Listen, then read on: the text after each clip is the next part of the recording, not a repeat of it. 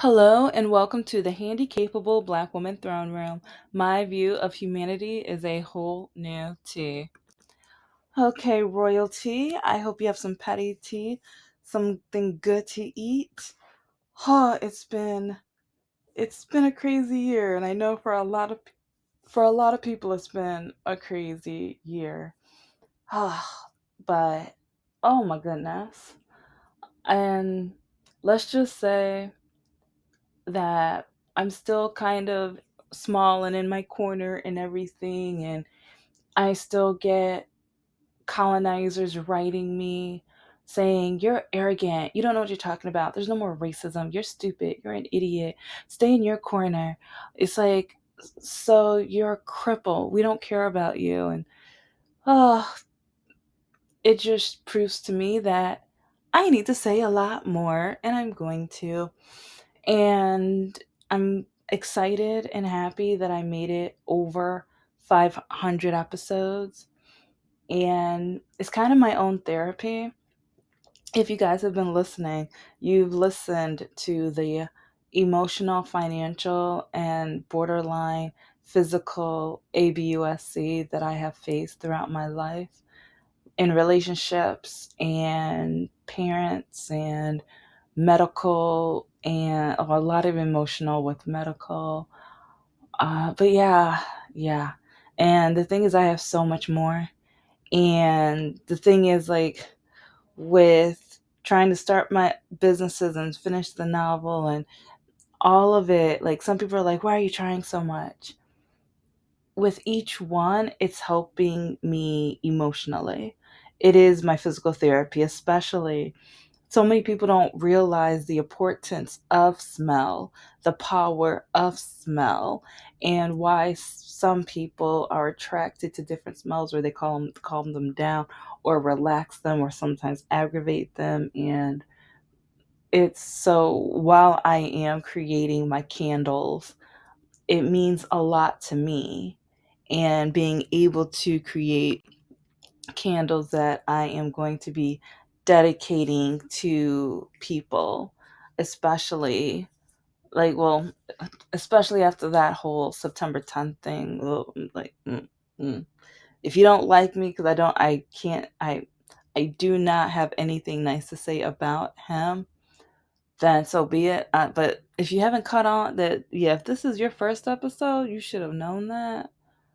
But after the whole Starbucks situation and people saying you have to make this drink, you have to say his name, and after what that same demographic said about Aretha Franklin when she passed away, and people were going to make memorials and seeing her and missing her and mourning her, I think it's just kind of crazy when, with colonizers, when it's happening to them, everyone else has to care.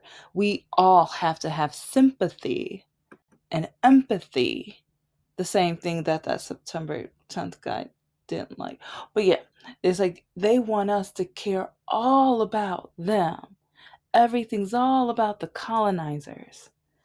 But when it's someone that they don't know, they don't understand because they don't care to be educated, they're like, I don't care about you. You shouldn't say this. You shouldn't stand for this. That's nonsense. Even though I don't know where you're coming from and I haven't been educated on the topic, you are ignorant, arrogant, and we don't care about you. And we're not gonna, like, prime example, Marjorie Taylor Greene with, I believe it was the big bill, or there's a bill now that she's talking about how, and also with health insurance, that she needs to vote a certain way because it's affecting her children. So I wonder if she was black, or if her kids were black, if she would have voted for the Crown Act. And this is not even the topic. Well, I'm probably going to switch over, but I'm going to talk about this subject soon. But it's really crazy how, even with LGBTQ, only Republicans who are related or have a child that is LGBTQ, it's like, since it affects them personally, then they vote for that. And or if they are a woman and at first they didn't have a miscarriage or they don't know the issues because they haven't been pregnant yet, so then they vote against women's rights, but then they actually get into that situation, but then they blame the Democrat part. They're like, well, it's your fault for creating such a, it's like, what? So I don't know, it's interesting seeing how everything is coming together, falling apart, especially based off of MAGA Republican colonizing, no good, vile, just arrogant, ignorant, poorly educated, like narrow minded people, because it's like they call Democrats woke, where they call, and people who are aware and educated, they call them woke, but we are aware, and the the 1964 version of woke, where we are educated enough to know how things are affecting those around us, so that our vote is not just narrow mindedly going to help us, it is going to be helping the nation and helping society as a whole. That's how a lot of Democrats, I'm not going to say all Democrats because I have met some terrible, like, and that's one thing, like when Republicans get mad at me because I will not date a conservative or Republican or anyone on the right, they get so mad. But then they don't realize I'm not compatible with all Democrats. It's like I'm much more willing to see and give it a chance and see if we have anything in common. But being Democrat does not mean happily ever after. It doesn't. And having a disability. It's like, because I have had so many people, you just need to date people with disabilities. Yeah, remember, like, if, remember David, the one that's on the spectrum, and how, yeah, for about 30 to 40 minutes from Livonia, like, hooey, ooey. Yeah, he was Canton, Livonia area, something like that. The entire drive to another lake, because yeah, got to his house or whatever, and then yeah, but you shouldn't be out the house. You should just stay in the house. You should, why get a job? Stay under the government. And it's so crazy how people keep telling me date someone with a disability, but especially colonizers, white men with disabilities. Heck no. Heck no. And I'm going to have so many stories on it, but it's so crazy, especially if they have a invisible disability, how much they degrade and put me down, and how they basically act like they're better than me. One of them actually said, it's like, I'd rather have my disability than yours because at least I can live a better life than you. But then he wonders why, when he tries to message me, I just say, hi, have a great day. And after that, he messages me back and I don't answer back. Because I'm like, yeah, I'll let you know, like, yeah, have a great day. But other than that, we have nothing to talk about. Other than that, we have absolutely nothing to talk about. And there was a blind guy, a deaf guy, two guys in wheelchairs. No, three guys in wheelchairs. Yeah, it's like the third guy was this summer. We matched on Facebook dating, and he saw that I do not date conservatives, Republicans, or men on the right or whatever. And but he decided to, and this is one thing that gets on my nerves a little bit, because okay, men on the right, read a profile, and if you do read the profile, respect the woman, because there have been so many men who they don't put their political, and that's one reason I love like, thank you Bumble, thank you Bumble, because if a man doesn't put his political stance, I swipe left immediately. That's the first thing I look at on a profile. That is the very first thing, because if once I see conservative or not political or moderate, I thank you, I can swipe left. But if they have nothing, I swipe left because a lot of them are Republicans, but they don't want to say so because they want to be able to date more women, or they want to see first, let me see if the woman's going to be interested in me. Then it's like after I'm like, oh, I'm a conservative, but yeah, you like me. And if you've been listening, you already know of situations where that's happened. Because a lot, and this is one reason why, like some guys are like, oh, well, just give them a try, or why? Like, no, no, no, no.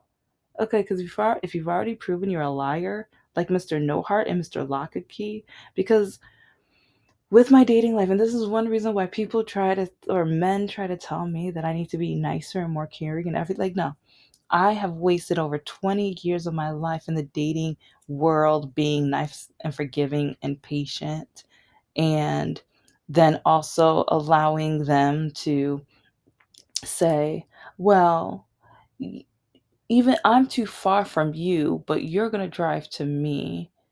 Mr. No Heart did that for over 7 years. And I'm going to have a whole episode on that because I created a whole list of reasons why I broke up with him. And that was one of the main reasons because, like, I will not lend you money, but when I need money, I need you to lend it to me because it's like you want me to go to work, you want me to take care of myself. So when you when you have extra money, I'm gonna need it. When I want to start a business, I'm gonna need your money. But then I'm gonna change my mind, but I'm not gonna pay you any of the money back. But I'm gonna get offended when you break up with me and tell me that you want your stuff back because that's selfish of you. You should care about us, not the belongings, not the things.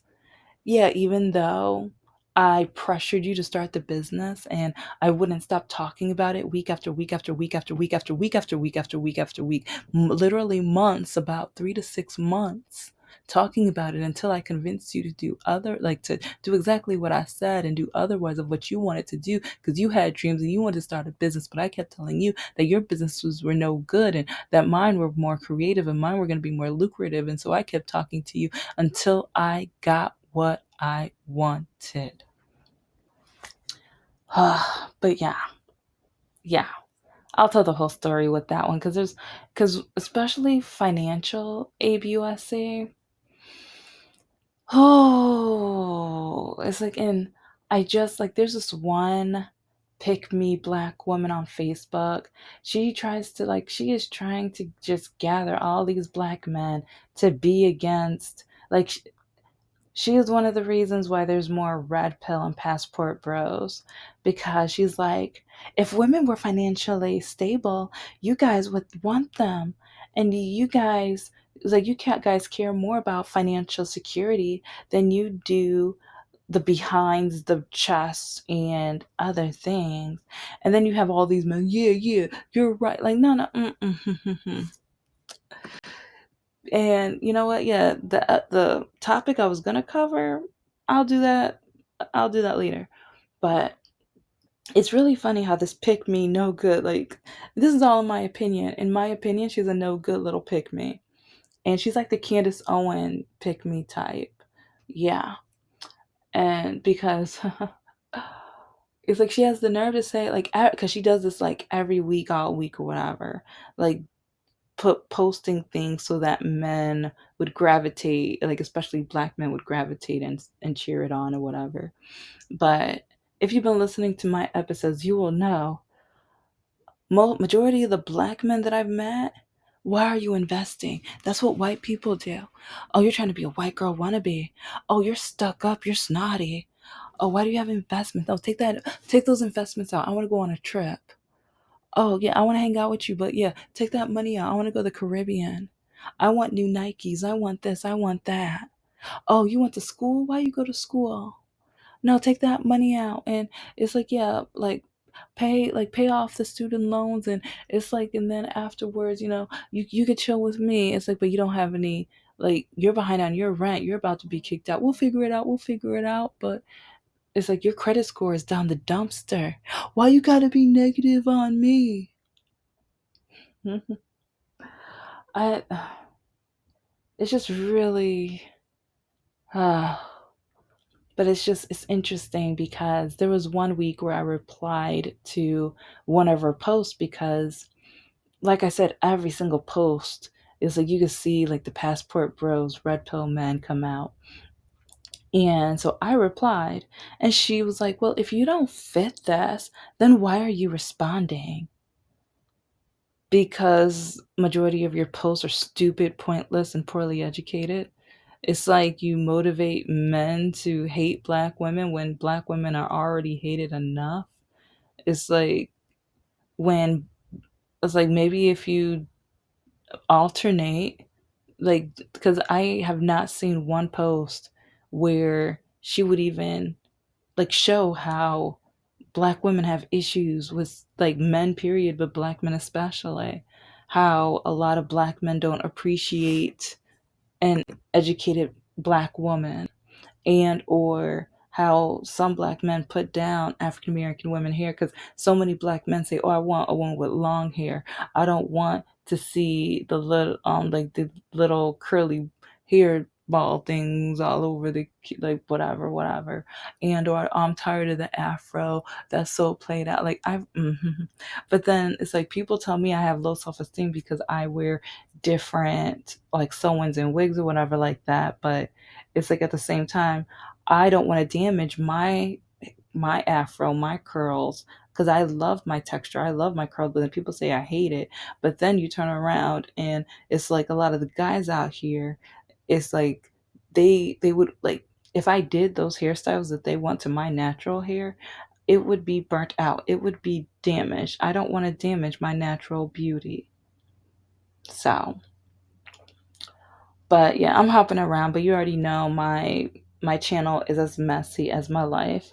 But yes, again, yeah, I really took an alternate route from where I was originally going to be going. But yeah, because with Marjorie Taylor Greene and that whole thing, oh, that just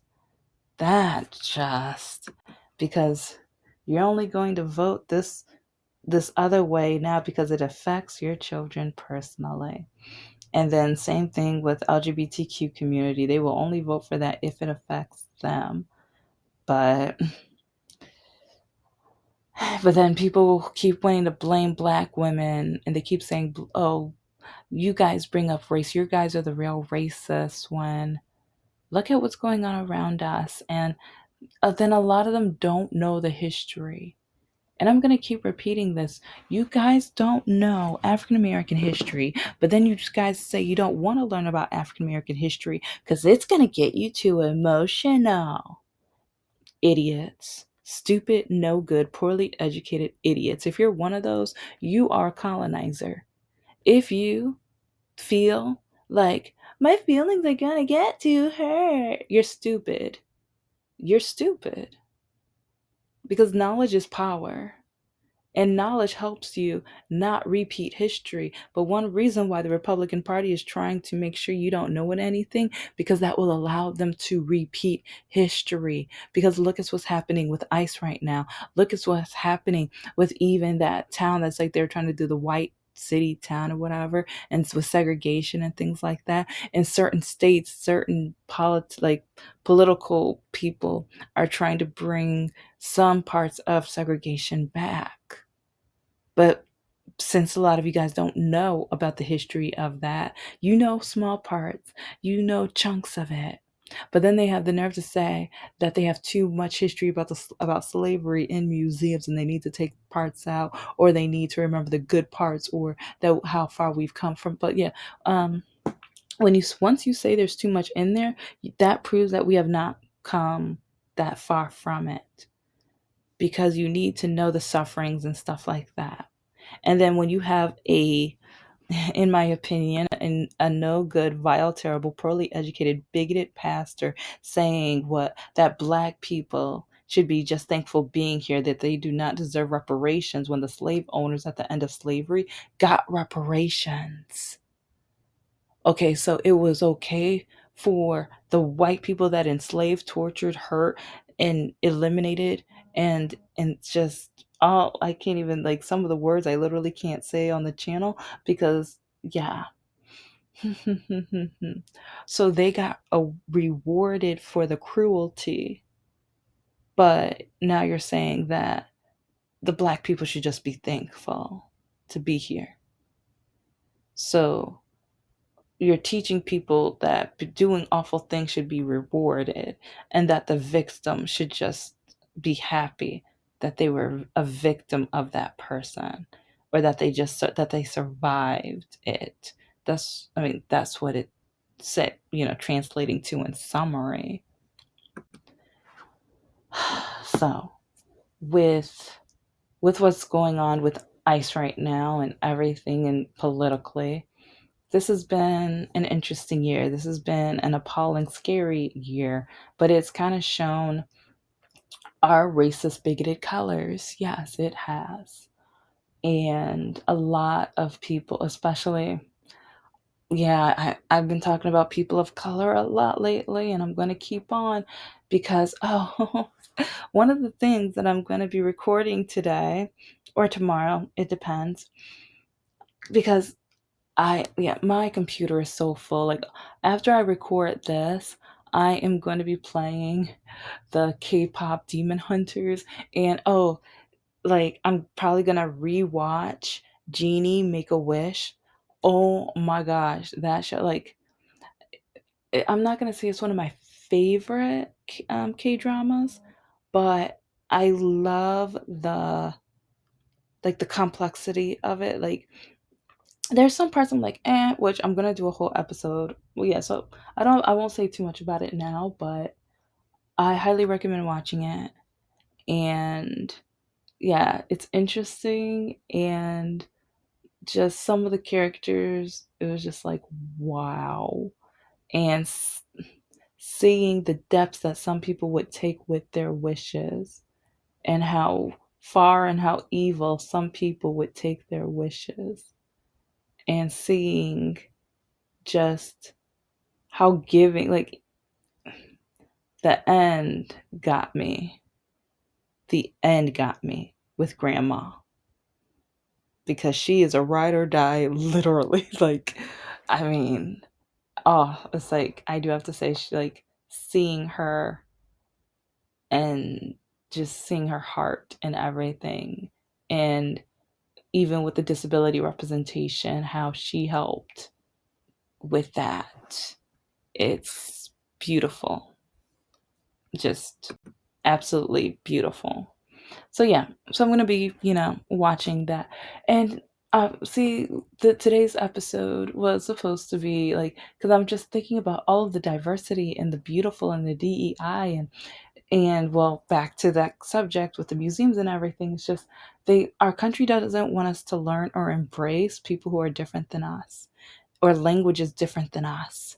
They only want you to learn a language if you're going to make money out of it. They don't want you to know the culture. They don't want you to come to an understanding of empathy, sympathy, compassion, and togetherness. They want you to love the burritos and the tacos and tortillas and things like that, but they don't want you to listen to, it's like, well, Bad Bunny. I'm sorry, he is one of the hottest men. And they keep saying, "Oh, he wear dresses." Like, I don't care. Like, a man that pretty, he, a man that pretty can and does, and he looks, oh, like he is past attractive. He is past handsome. He is past, like, okay, when, like, there are women who are pretty, but then it's really hard for a man to be pretty. And this man is so hot, so gorgeous. Like, he is like pretty. I mean, like, because he has this confidence, and with his lyrics, it's just like, you could tell he puts his heart into it and stuff like that. So I'm gonna be talking about him throughout episodes. I might do a whole episode, I'm not sure, but sometimes I just wonder, are they jealous? Especially because of the culture, the seasonings, that, like, because they couldn't stand this year's Super Bowl. Haters. They couldn't stand the truth that was in that one. They couldn't understand, like, oh, all I was hearing is blah blah blah blah blah. Yeah, because you because of your bigotry. Your bigotry was clogging up your ears. That's why that's all you heard was blah, blah, blah. Because you're a bigot. That's all. That's it. And with the artist, the singer, with all of the awards and all of the like acclimates he has gotten over the like, I think he even taught a college course on his writings and how he does it and things. So it's like I can only hope for that honor once I finally get my novels and children or republish and publish more new projects or whatever. But I just wonder with those two artists, are they that mad? Are they that jealous? But I think so because now they are creating another like Super Bowl halftime show so that they don't have to hear him. And but then they say freedom of speech, but they want him to shut up, but they want freedom of speech. And they don't they say that they'll hire anybody and that but then they say diversity, equity and inclusion is a weakness. And then they say that certain people of like they say people of color are poisoning the blood of their country, but yeah, a lot of people of color ignored that. They just thought they meant black people, right? Right. And it's like, and that's a sad part because not just now this year, people of color are finally seeing what black people have been telling them all this time, but they thought we were lying. They thought we were making it up. They thought we were exaggerating. But like I said in one of my last episodes, if we still had those Jim Crow laws and segregation laws and everything, which water fountain do you think you would be allowed to drink in? Which table and chairs do you think you would be able to sit on in restaurants and on buses? It's like if a town is a sundown town, do you think you would have been invited to go in at in the dark? Once that sun goes down, do you think you would have been safe? Or would you have had to borrow a green book from one of your black neighbors? See, a lot of them do not realize that because it's really crazy because a lot of them they even tell me that they waited until African Americans fought for their rights and everything to come over here. But then all of a sudden they got over here and kind of like what I was talking about earlier, it's like the the white man was the bully, the colonizers were the bullies, but then they got rewarded. And so when certain or well, when people of color came over here that were not black. Oh, but yeah, also, but other Africans in later years, Africans from Africa came over. Yeah, so both of those groups, when I talk about people of color, include them in that. When they came over, they partnered with the bully. They partnered for the person, the demographic that created the segregation, that created Jim Crow, that created the hate and created the stereotypes, that created the you will not work here, you are not smart enough, you are not allowed to have education. Because a lot of them, they went to school, they went to college and things like that, but then looked down on black people saying they could not be educated and they're not smart enough when they don't realize that for years African Americans had to create their own colleges and universities because they were, it's not that they were not smart enough, they were not allowed. And that whole power structure. It's like the power of education, the power of reading, the power of just knowledge and the capability of gaining that knowledge is one reason why that same party is trying to take books away, taking away freedom of speech away. Oh, but yeah, I know I skipped a lot around with this episode, but it's like, especially when it comes to dating with my disability, it's been a lot with politics. And when it comes to politics, ooh, it's like, and then with my writing, because yeah, that's what I was originally going to talk about politics and books. Oops, but I'm going to do that very soon. And then also with DEI and the need of DEI. But like I said, there's a long list. Thank you so much for listening to the Handy Capable Black Woman Throne Room. I am a woman, I am of color, and I am handy capable. But most importantly, I am human, and you're human too.